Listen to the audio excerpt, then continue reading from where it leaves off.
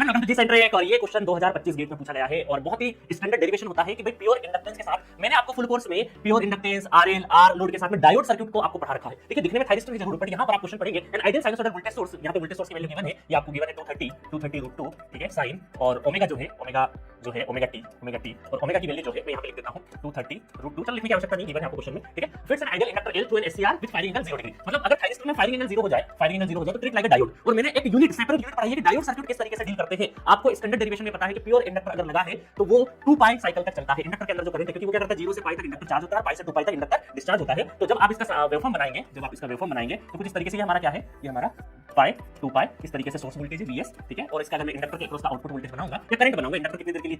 हमारा कंडक्ट होता है 0 से पाई तक इस तरीके से जाता है और फिर पाई से 2 पाई इस तरीके से जाता है। तो प्योर इंडक्टर 2 पाई तक कंडक्ट करता है, बिल्कुल भी अचंभित करने वाली बात नहीं है क्योंकि स्टैंडर्ड है। ये स्टैंडर्ड मैंने भी कई बार कराया है, आपको हमेशा कराते हैं, आपको ये चीज पता होनी चाहिए। अब आपसे क्या पूछा है, then the peak of inductor current in ampere, आपका इंडक्टर करंट का जो पीक है वो कितना होगा, ये आपको IL maximum peak value ILP लिख देते हैं, काम करते हैं ILP कितना होगा ये पूछा है आपसे क्वेश्चन में। अब आपको ये बात तो समझ में आ गई कि भाई पाई के ऊपर की आपका मैक्सिमम मिलेगा, ये बात तो हमें कंफर्म है। अब देखो क्वेश्चन कैसा होता है इसका प्रॉपर, आप अगर देखेंगे तो जब ये स्विच क्लोज होगा तो यहां पर यही वोल्टेज अपीयर होगा, इसका मतलब हम क्या ऐसा बोल सकते हैं कि VL इक्वल टू ये हम ये बोल सकते हैं VL इक्वल टू VS और इसको क्या हम ऐसा लिख सकते हैं LdI/dt और VS को क्या लिख सकते हैं हम 230 √2 sin, है ना। अभी मैं ओमेगा ले लेता हूं, अंदर वाली चीज को बड़ा ये जो है ना 2 पाई f इसको मैं ओमेगा t ले लेता हूं थोड़ी देर के लिए, ठीक है। अब देखिएगा यहां से di divided by 230 divided by L, ठीक है, और मैं ये कर देता हूं sin omega t as it is और इसमें मल्टीप्लाई हो जाएगा dt का, ठीक है। अब देखिएगा, अब मुझे पता है वेवफॉर्म का मुझे नॉलेज है, अगर नॉलेज नहीं होता तो फिर मैं इंटीग्रेशन हटा के प्लस कांस्टेंट लेकर उससे फिर जनरलाइज एक्सप्रेशन लेके आता, बट मुझे इस चीज का कॉमन सेंस है कि इंडक्टर में हमें मिलेगा पाई पे ही, तो पीक अगर मैं करंट देखूंगा तो 0 से लगाकर मैं क्या करूंगा, 0 से लगाकर मतलब 0 से IP पीक वैल्यू ILP और ये कहां तक का टाइम dt जो टाइम है वो कहां से कहां तक जाएगा, 0 से लगाकर पाई तक। तो इसमें मुझे क्या करना पड़ेगा, एक चीज अपर माइनस लोअर कर देंगे तो ILP हो जाएगा एज इट इज और 230 इंडक्टर की वैल्यू रख देंगे, कितना इंडक्टर की वैल्यू है 100 मिली हेनरी मतलब 10⁻³ ठीक है। चलो अब देखो cos sin का इंटीग्रेशन क्या होता है, माइनस cos, तो मैं लिमिट चेंज कर देता हूं, तो cos